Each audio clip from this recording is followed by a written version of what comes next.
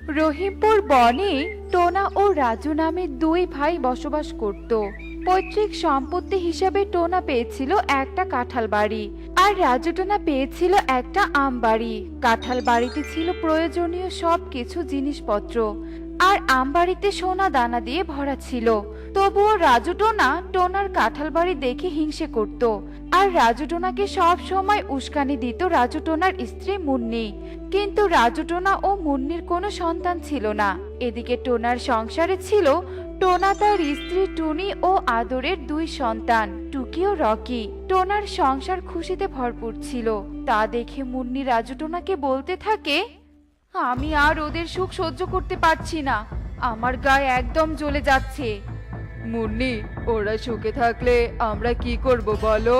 টোনা দাদার সংসারে অভাব থাকলেও ওরা সব সময় হাসি খুশি থাকার চেষ্টা করে, কিন্তু আমিও ওদের এই হাসি খুশিতে থাকা একদম দেখতে পারি না। ওদের ওই কাঁঠাল বাড়িটা ছিনিয়ে নেওয়ার ব্যবস্থা করতে হবে, তা না করলে আমি শান্তি পাবো না। ওদের মাথার উপর ছাদ না থাকলে দেখবো ওদের এই হাসি মুখটা কোথায় থাকে। না না, টোনা দাদার কাঁঠাল বাড়িটা শুধু নিলেই হবে না, আমি ওদের একেবারে শেষ করে দিতে চাই। মুন্নি, তুমি কি করতে চাইছো আমাকে খুলে বলো তো। সেটা তুমি আমার উপরেই ছেড়ে দাও, যা করার আমি আজ রাতেই করব। এভাবেই রাত হয়ে আসে, আর রাতের অন্ধকারে মুন্নি একটা সাপুরের কাছে যায়, আর সাপুরের কাছ থেকে একটা বিষধর সাপ নিয়ে এসে টোনার কাঁঠাল বাড়ির দিকে ছেড়ে দেয়। তখন টোনা ঘরের ভিতরে ঘুমাচ্ছিল, আর টুনি তার দুই সন্তানকে নিয়ে সুখী পায়রার বাড়িতে গিয়েছিল একটা দরকারি কাজে। তখন বিষধর সেই সাপ টোনার ঘরে যায়, আর টোনাকে সবল মারে, আর টোনার সাথে সাথে মারা যায়। আর টুনি বাড়িতে ফিরে এসে দেখে টোনার মুখ দিয়ে ফেনা বেরোচ্ছে। তা দেখে টুনি অনেক ভয় পেয়ে যায়। এ কি টোনা, তোমার কি হয়েছে? তুমি এভাবে শুয়ে আছো কেন টোনা? টোনা, টোনা, তুমি এভাবে চুপ করে থেকো না, কথা বলো টোনা, কথা বলো টোনা, কথা বলো। মা দেখো, বাবার পায়ে কিসের জন্য একটা কামড়ের চিহ্ন দেখা যাচ্ছে। কই কই দেখি তো। এ কি? এ তো সাপের কামড়ের চিহ্ন। তার মানে টোনাকে সাপে কামড়েছে। না না, এ হতে পারে না। টোনা, টোনা, তুমি আমাদের এভাবে একা করে দিলে টোনা। মা, তুমি এসব কি বলছো? বাবাকে সাপে কামড় দিয়েছে? বাবা আমাদের সাথে কথা বলবে না?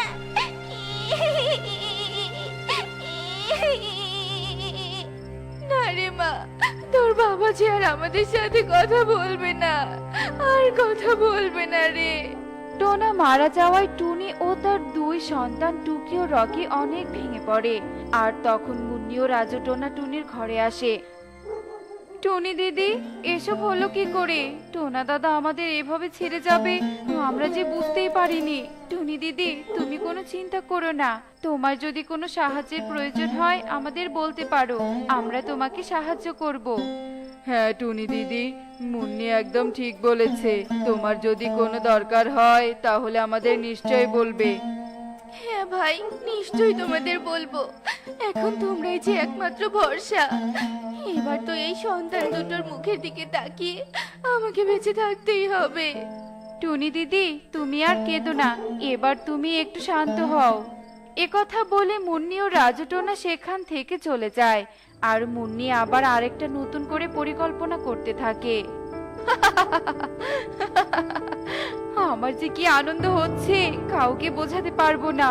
একজনকে তো রাস্তা থেকে সরিয়েছি, এবার আরেকজনকে রাস্তা থেকে সরাতে পারলে আমার উদ্দেশ্য সফল হবে, তারপর আমি শান্তি পাবো। মুন্নি, তুমি আবার কি করতে চাইছো? রাজু টোনা, আমি টুনি দিদিকে মেরে ফেলতে চাই। তাহলে টুকি ও রকির কি হবে মুন্নি? ওরা যে এতিম হয়ে যাবে। শোনো রাজু টোনা, তুমি ওই বাচ্চাদের প্রতি একদম ভালোবাসা দেখাতে আসবে না। আমি ওসব ভালোবাসা সহ্য করতে পারি না। তাছাড়া টুনি দিদি মরে গেলে তো আমাদেরই ভালো, টুনি দিদির সবকিছু আমাদের হয়ে যাবে। মুন্নি, আমার বাচ্চা দুটোকে মাহারা করতে একটুও মন চাইছে না। টুকি ও রকি তো ওদের বাবাকে হারিয়েছে, এরপর যদি মাকেও হারিয়ে ফেলে তখন তো ওরা আমাদের ওপর এসে পড়বে। তখন তুমি কি করবে? ওসব নিয়ে তোমাকে ভাবতে হবে না। একবার যদি টুনি দিদিকে মারতে পারি, তখন ওই টুকি ও রকিকে সরাতেও আমার একটুও সময় লাগবে না। এভাবেই সেই দিন কেটে যায়। আর পরের দিন সকালে মুন্নি তোতার বাড়িতে যায় আর তোতাকে গিয়ে বলতে থাকে, তোতা দাদা, বাড়িতে আছো? একটু বাইরে এসো তো। কি হয়েছে মুন্নি, তুই আমার বাড়িতে কেন? আসলে তোতা দাদা, আমি তোমার কাছে একটু সাহায্য চাইতে এসেছি। দয়া করে তুমি আমাকে ফিরিয়ে দিও না। তুই আবার আমার কাছে কি সাহায্য চাইতে এসেছিস, বল তো দেখি। আমি শুনেছি তোমার বাড়িতে একটা পাগলা কুকুর আছে। সেই কুকুর নাকি যাকে একবার কামড় দেয় সে নাকি বাঁচতে পারে না। হ্যাঁ, তুই ঠিক শুনেছিস, কিন্তু সেই কুকুর দিয়ে তুই কি করবি? আর আমি কাউকে এমনি এমনি ওই কুকুর দেই না। তোতা দাদা, তুমি চিন্তা করো না, আমি তোমাকে অনেক স্বর্ণমুদ্রা দিব। আর বিনিময়ে তুমি শুধু তোমার কুকুরকে বলবে আমার কথা মতো একটা কাজ করে দিতে। কি বললি তুই? তুই আমাকে অনেক স্বর্ণমুদ্রা দিবি? ঠিক আছে, তোর কথা মতো আমার কুকুর তোর কাজ করে দিবে। তার আগে তুই আমাকে বল, তুই কি কাজে আমার কুকুরকে ব্যবহার করতে চাইছিস? তোতা দাদা, আমি শুধু চাই ওই কুকুর গিয়ে টুনি দিদিকে কামড় দিক, আর টুনি কুকুরের কামড় খেয়ে সারা জীবনের জন্য এই পৃথিবী ছেড়ে চলে যাক। ঠিক আছে, তোর কাজ হয়ে যাবে, তুই কোনো চিন্তা করিস না। এরপর মুন্নি সেখান থেকে চলে যায়। আর তোতা তার পাগল কুকুরটাকে টুনির বাড়ির দিকে নিয়ে যায়। আর তখন টুনি তার বাড়ির সামনে বসে বাসন পরিষ্কার করছিল। সেই সময় তোতা কুকুরটাকে টুনির বাড়ির সামনে নিয়ে গিয়ে ছেড়ে দেয়। আর কুকুরটা টুনিকে দেখে টুনির দিকে ছুটতে থাকে। এ কি, কুকুরটা তো আমাদের মায়ের দিকে ছুটে আসছে। মা তো জানে না যে মায়ের পিছনে কুকুর ছুটে আসছে। রকি, চল চল, মাকে সাবধান করতে হবে। এরপর টুকি আর রকি তাড়াতাড়ি করে টুনির হাত টেনে ধরে ঘরের ভেতরে নিয়ে যায় আর ঘরের দরজা বন্ধ করে দেয়। কি হয়েছে রে মা, তোরা আমাকে এভাবে ঘরে টেনে নিয়ে এলি কেন? আর দরজাটাই বা বন্ধ করলি কেন? মা, বাইরে একটা কুকুর তোমার দিকে এগিয়ে আসছিল, তাই তো বোন আর আমি তোমাকে ঘরে নিয়ে এলাম। এক্ষুনি ওই কুকুরটা তোমাকে কামড়ে দিলে যে সর্বনাশ হয়ে যেত মা। কি বলছিস এসব? আমি তো বিশ্বাসই করতে পারছি না। ভাগ্যিস তোরা ঠিক সময়ে আমাকে ঘরে নিয়ে এসেছিস। অন্যদিকে কুকুরটা টুনিকে কামড় দিতে না পেরে অনেক রেগে যায় আর এদিক ওদিক তাকাতে থাকে। ঠিক তখনই কুকুরটা রাজু টোনাকে দেখতে পায় আর রাজু টোনাকে গিয়ে কামড় দেয় আর সাথে সাথে রাজু টোনা মারা যায়। এতক্ষণে হয়তো কুকুরটা টুনি দিদিকে মেরে ফেলেছে। ভালোই হয়েছে, আমার পথের কাটা দূর হয়েছে। এ কি, কুকুরটা টুনি দিদির বাড়িতে না গিয়ে এখানে কি করছে? আর রাজু টোনা মাটিতে পড়ে আছে কেন? তবে কি কুকুরটা রাজু টোনাকে মেরে ফেলেছে? না, এ হতে পারে না। মুন্নি যখন কান্না করছিল ঠিক তখনই কুকুরটা এসে মুন্নিকেও কামড় দেয় আর মুন্নি চিৎকার করে ওঠে, মরে গেলাম রে, মরে গেলাম। টুনি দিদির ক্ষতি করতে গিয়ে আজ আমারই ক্ষতি হলো। এরপর মুন্নিও সেখানেই মারা যায় আর টুনি বাইরে এসে দেখে মুন্নি ও রাজুটোনা মাটিতে পড়ে আছে। আর টুনি তাদের দেখেই বুঝতে পারে সেই কুকুর তাদের মেরে ফেলেছে। আহারে, মুন্নি আর রাজুটাকে কুকুরটা এভাবে মেরে ফেলেছে। আমি তো বিশ্বাসই করতে পারছি না।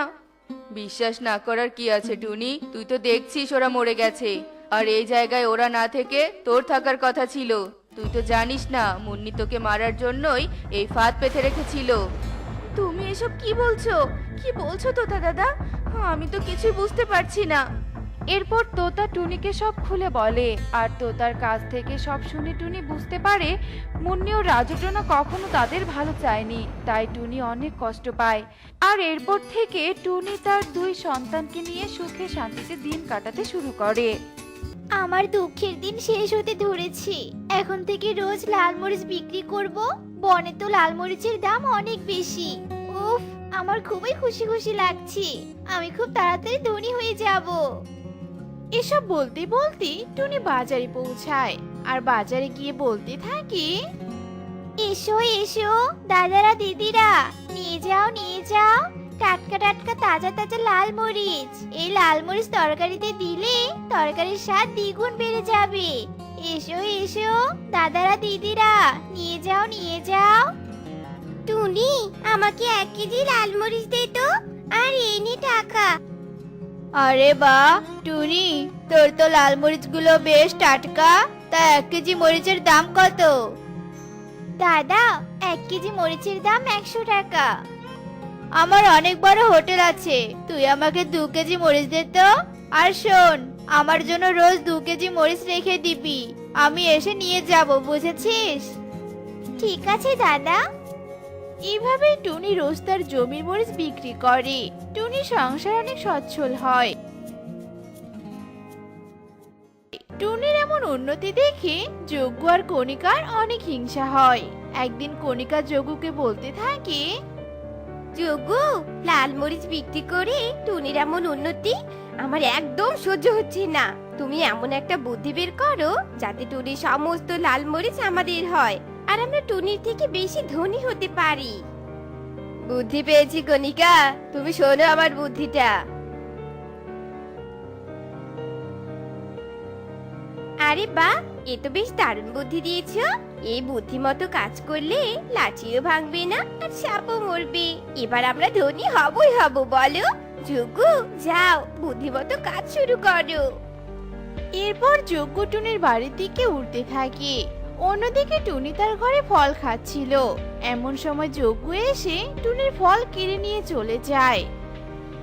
শয়তান কালো কাক, আমার ফল দিয়ে যা বলছি, নয়তো কিন্তু খুব খারাপ হবে। এই দাঁড়া বলছি, দাঁড়া।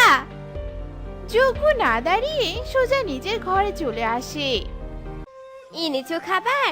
তাড়াতাড়ি খেয়ে অভিনয় শুরু করে দাও, তারপরেরটা আমি শেষ করব। এরপর যজ্ঞ ফলগুলো খেয়ে মৃতের মতো শুয়ে পড়ে আর কণিকা অভিনয় করে কান্না করতে থাকে। যোগ্য, ও যোগ্য, এ তোমার কি হলো গো? তাকাও, তাকাও আমার দিকে যোগ্য। তুমি এভাবে আমাকে একা করে যেতে পারো না। যোগ্য, ওঠো, ওঠো বলছি। হায় হায় রে, আমার এ কি সর্বনাশ হলো। যোগ্য। কণিকার চিৎকার শুনে টুনি ওখানে চলে আসে। কি ব্যাপার কণিকা দিদি, এভাবে কাঁদছো কেন? তোমার তো হাসার কথা, কারণ একটু আগে যোগ্য দাদা আমার খাবার ছিনিয়ে এনেছে। তোর খাবার খেয়েই তো আমার যোগ্যটা মরে গিয়েছে। তুই খাবারে কি দিয়েছিস বল? বিষ মিশিয়েছিস নিশ্চয়ই, তাই না? যার জন্য যোগ্য আমাকে ছেড়ে চলে গেছে। এখন আবার কি হবে? আমি কাকে নিয়ে বাঁচবো? যোগ্য, কি সব ভুলভাল কথা বলছো? আমি খাবারে কিছুই মিশাইনি, আমাকে একদম দোষ দিবে না। তুই আমার স্বামীর খুনি, তোর নামে আমি বনের সবাইকে সহ পুলিশে বিচার দিব।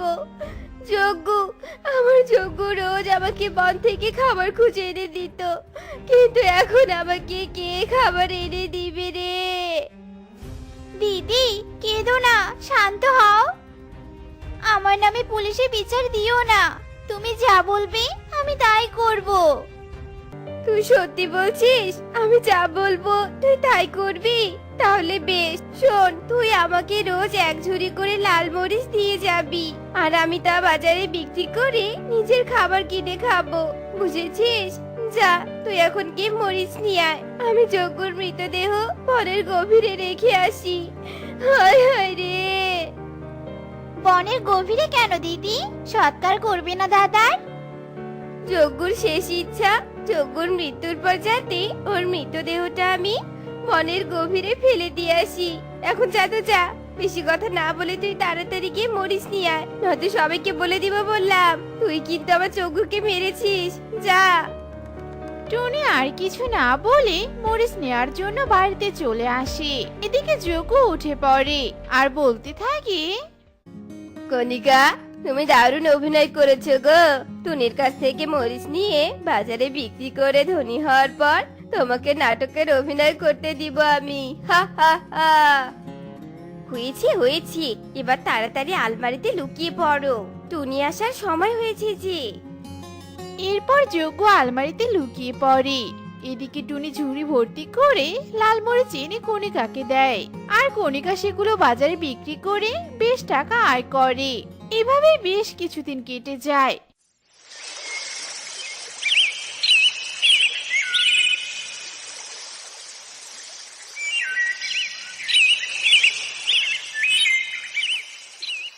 প্রতিদিনের মতো আজকেও টুনি ঝুড়ি ভর্তি করে মরিচ নিয়ে কণিকার বাড়িতে আসে। জমিতে আর কোনো মরিচ নেই। হে সৃষ্টিকর্তা, তুমি আমাকে কোন বিপদে ফেললে? এবার যদি কণিকা দিদি মরিচ শেষের কথা শুনে আমাকে পুলিশে দিয়ে দেয়, তখন উফ, আমি আর কিছু ভাবতেই পারছি না। এরপর টুনি কণিকার বাড়ির সামনে আসে আর ভিতর থেকে যজ্ঞ আর কণিকার হাসাহাসির শব্দ শুনতে পায়। এ কি, ভিতর থেকে যোগ্যতার কণ্ঠ ভেসে আসছে যে? দেখি তো ভিতরে কে কথা বলছে। টুনি জানালা দিয়ে উকি মেরে যজ্ঞকে দেখতে পায়। আরে আরে, এ তো যজ্ঞ দাদা। তার মানে যজ্ঞ মরেনি। কিন্তু এ মরার অভিনয় কেন করেছিল? আমাকে এখন চুপ করে সবটা শুনতে হবে। যজ্ঞ, তোমার বুদ্ধিটা কিন্তু দারুণ ছিল। বোকা টুনি ওর সবগুলো মরিচ আমাকে দিয়ে দিচ্ছে। ওদিকে টুনি গরিব হচ্ছে আর এদিকে আমরা ধনী হচ্ছি, বলো? হা হা হা, টুনি হতে চেয়েছিল ধনী, আর আমরা বুদ্ধি করে বিনা পরিশ্রমে ধনী হয়ে যাচ্ছি। কণিকা, আমার অনেক খুশি লাগছে গো। শয়তান কালো কাক, আজকে তোর খুশি আমি চিরতরে ঘুচিয়ে দিব। দাঁড়া, আগে বনের সবাইকে ডেকে আনি। এরপর টুনি ওখান থেকে উড়ে বনের সবাইকে নিয়ে আসে কণিকার বাড়িতে।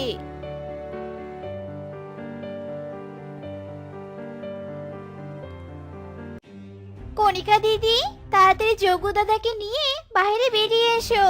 আমরা সবাই জানি যজ্ঞ মরেনি, ভিতরেই আছে। যজ্ঞ, এবার কি হবে? এই টুনিটা আমাদের কথা শুনে ফেলেছে মনে হয়। বাহিরে ঈগল দাদারও কথা শুনছি। যজ্ঞ, ভয়ে আমার হাত পা কাঁপছে। কি হবে গো এবার? চিন্তা করো না, আমি আলমারিতে লুকিয়ে পড়ছি, আর তুমি বাহিরে গিয়ে সব দোষ টুনির দিবে, কেমন? যজ্ঞ আবারও আলমারিতে লুকিয়ে পড়ে আর কণিকা বাইরে বেরিয়ে আসে। তুমি একা কেন? তোমার গুণধর স্বামী কোথায়? ডাকো তাকে, আমরা সবাই আপ্যায়ন করার জন্য অপেক্ষা করছি। কি বলছিস কি এসব? হ্যাঁ, আমার স্বামীকে তো তুই খাবারে বিষ খাইয়ে মেরে ফেলেছিস। আমি তোর মুখের দিকে তাকিয়ে এতদিন কাউকে কিছু বলিনি, কিন্তু আজ সবাইকে সত্যিটা বলবো। আমরা সবাই সবটা দেখেছি। ঈগল দাদা, শয়তান যজ্ঞ ভিতরে লুকিয়ে আছে। যাও, গিয়ে বের করে নিয়ে এসো। এরপর ঈগল টুনির কথা মতো ঘরের ভিতরে প্রবেশ করে আর আলমারি থেকে যজ্ঞকে বের করে নিয়ে আসে। হায় হায় রে কণিকা, কণিকা, আমি ধরা পড়ে গেছি। কি সর্বনাশ হলো! আমরা অনেক বড় অন্যায় করেছি, আমাদেরকে এবারের মতো মাফ করে দাও। আমরা আর কখনো এমন কাজ করব না। হায় হায় রে! টুনি বোন, তোর পায়ে পড়ি, ছেড়ে দে আমাদের। তোরা অনেক বড় অন্যায় করেছিস, তোদের কোনো ক্ষমা নেই। দাদা দিদিরা, মারো সবাই এদেরকে। এদের ক্ষমা করে দিলে এরা আবারও অন্যায় কাজ করবে।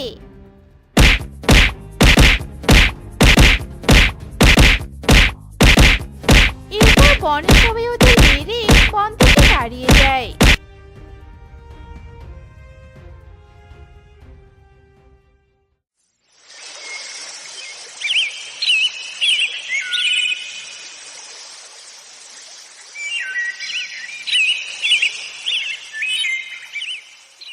পরের দিন টুনি তার বাড়িতে বলতে থাকে, আমি আবারও জমিতে মরিচ চাষ করব, আর আবারও লাল মরিচ বাজারে বিক্রি করব।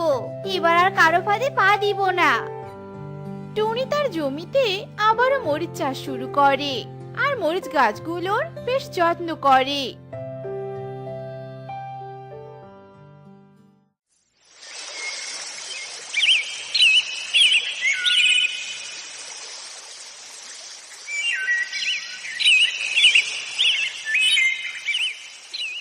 এক পর্যায়ে গাছগুলো থেকে অনেক মরিচ ধরে আর টুনি বাজারে আবার লাল মরিচ বিক্রি করতে থাকে।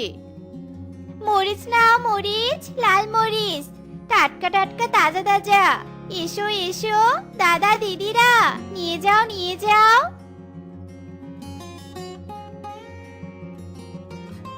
আস্তে আস্তে বনের সব পাখিরা টুনির কাছ থেকে লাল মরিচ কিনে নিয়ে যায়। আর এভাবেই টুনি আবারও অনেক ধনী হয় আর সুখে দিন কাটাতে থাকে। তোকে বলেছি না তুই একদম আমার কোনো জিনিসে হাত লাগাবি না, তাহলে তুই আমার জিনিসে হাত কেন লাগিয়েছিস? হ্যাঁ বাড়ি আমার একটা জিনিসের প্রয়োজন আর আমি সেটা নিব না। না না নেবি না, তুই আমার নিজের বোন না যে আমি তোকে সব উজাড় করে দিব। তুই আমার সৎ বোন, বুঝেছিস?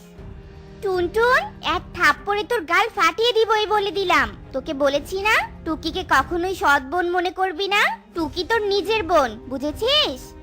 টুকিকে তুমি নিজের মেয়ে ভাবতেই পারো, তাতে আমার কোনো সমস্যা নেই, কিন্তু ওকে আমি আমার নিজের বোন কখনোই ভাবতে পারবো না, বুঝেছে মা?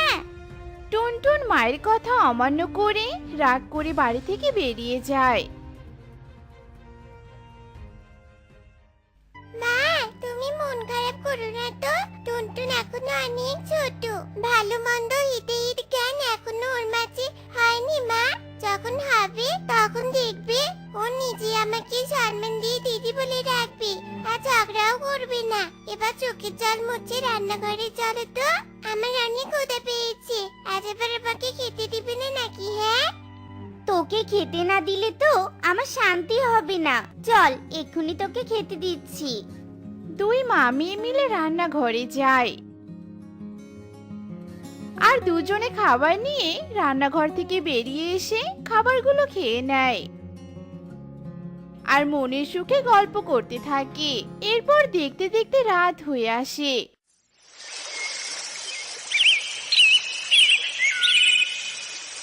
আর সবাই ঘুমিয়েও পড়ে। এরপর আবার দেখতে দেখতে সকাল হয়ে আসে।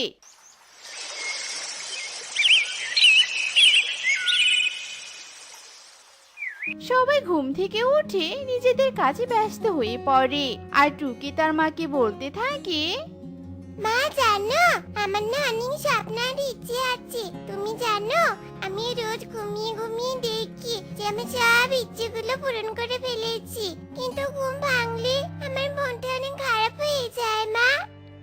একদম মন খারাপ করিস না মা, দেখবি সৃষ্টিকর্তা একদিন ঠিক তোর সব ইচ্ছেগুলো পূরণ করে দিবে।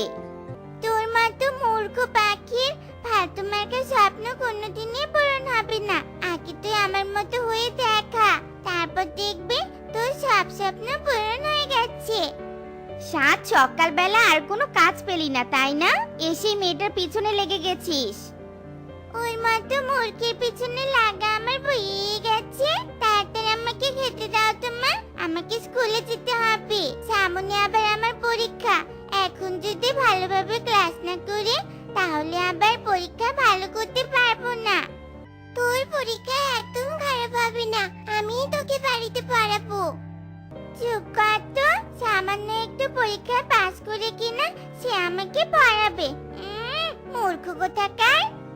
এমন করে কেন বলছিস বলতো? আমি তো পরীক্ষায় পুরো জঙ্গলে প্রথম হয়েছিলাম, তাহলে আমি মূর্খ কি করে হলাম? হ্যাঁ তোর এত প্রশ্নের উত্তর এখন আমি একদম দিতে পারবো না। মা তুমি আমাকে খেতে দিবে নাকি আমি না খেয়ে বাড়ি থেকে বেরিয়ে যাব? তোমাদের দুজনের এসব ন্যাকামো আমার আর একদম ভালোই লাগছে না। টুনি আর কোনো কথা না বাড়িয়ে টুনটুনকে খেতে দেয় আর টুনটুনও খেয়ে বাড়ি থেকে বেরিয়ে যায়।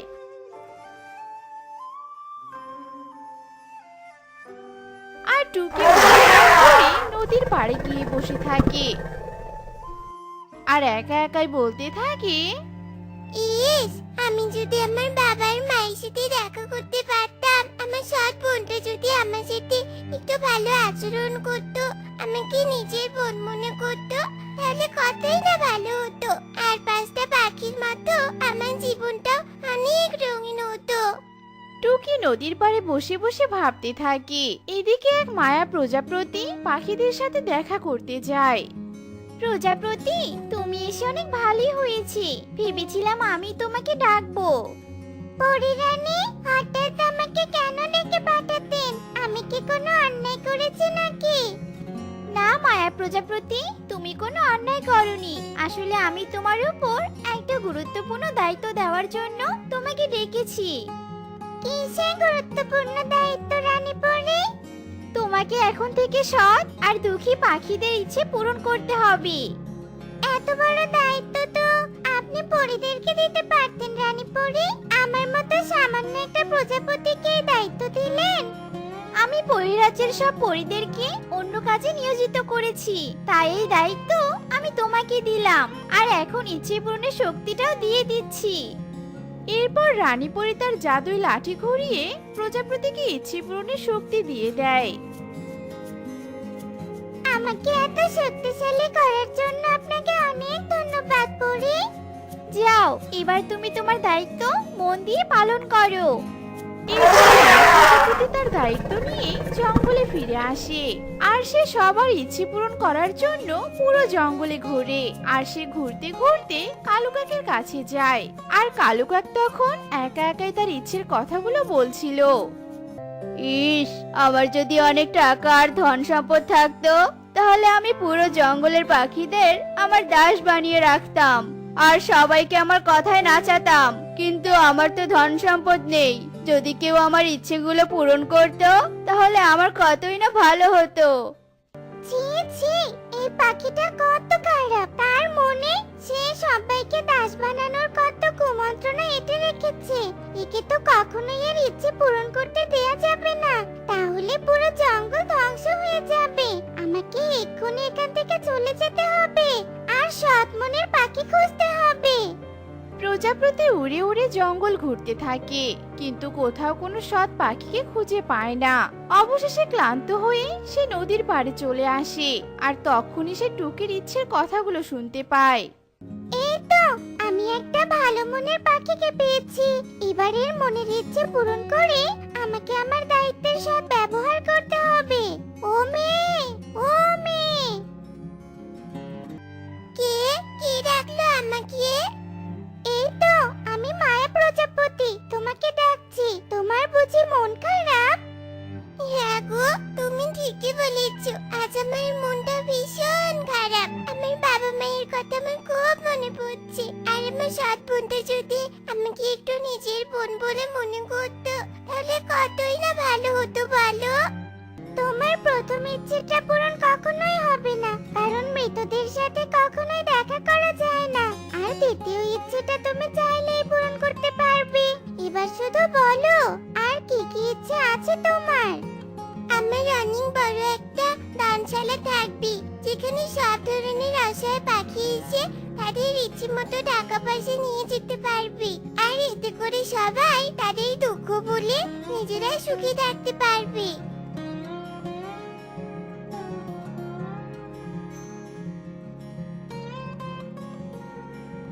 এবার তুমি যা যা ইচ্ছে পূরণ করতে চাইবে সেটাই পূরণ হয়ে যাবে। তোমাকে অনেক ধন্যবাদ মায়া প্রজাপতি। এরপর মায়া প্রজাপতি তার দায়িত্ব পালন করে পরিরাজ্যে ফিরে যায়, আর টুকিও বাড়িতে ফিরে যায়। আর বাড়ি ফিরে গিয়ে টুকি পুরো অবাক হয়ে যায়। দিদি, তুই এতক্ষণ কোথায় ছিলি বলতো? তোকে আমি সে কখন থেকে খুঁজছি। আমি তো ওসব পরে শুনবো। আগে চল তো, আমাকে কিছু অঙ্ক বুঝিয়ে দিবি। টুনটুন টুকিকে টানতে টানতে তার ঘরে নিয়ে যায়। এ দেখে টুনি আনন্দে চোখের জল ফেলতে থাকে। এরপর দেখতে দেখতে রাত হয়ে আসে।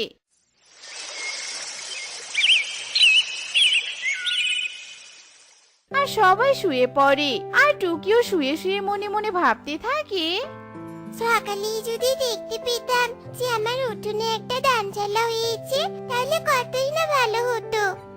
টুকি তার ইচ্ছে প্রকাশ করে ঘুমিয়ে পড়ে। এরপর দেখতে দেখতে সকাল হয়ে আসে।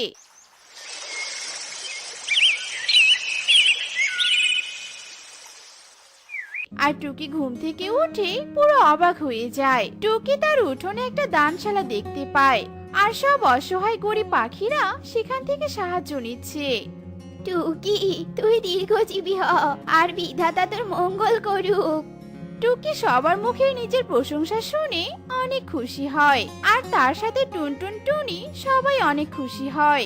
এরপর থেকে টুকি নিজের ইচ্ছে পূরণ করে সবাইকে সাহায্য করতে থাকে।